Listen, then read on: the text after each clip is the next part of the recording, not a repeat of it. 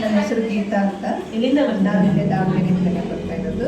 ಸೆರಕೆರೆಗೆ ಎಷ್ಟು ದಿನದಿಂದ ಬರ್ತಿದ್ದೀರಾ? 20 ದಿವಸ ಆಯಿತು ಬರ್ತಾ ಇರುತ್ತೆ.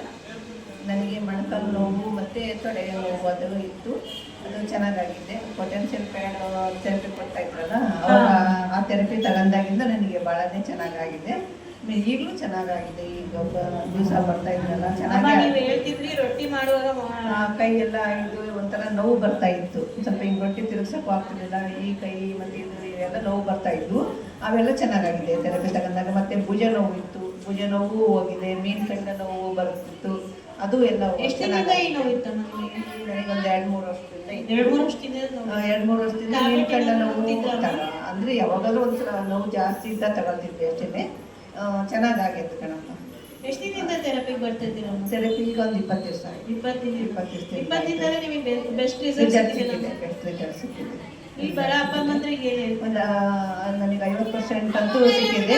ಬಂದು ತಗೋಬೇಕು, ಯಾರು ಮಿಸ್ ಮಾಡೋಕ್ಕೆ ನನಗಿಲ್ಲ. ಚೆನ್ನಾಗಾಗಿದೆ. ಇನ್ನೂ ಸ್ವಲ್ಪ ನನಗೆ ಮೊಣಕಾಲು ನೋವಿದೆ. ದಿವಸ ಬರ್ತಾ ಚೆನ್ನಾಗಾಗುತ್ತೆ.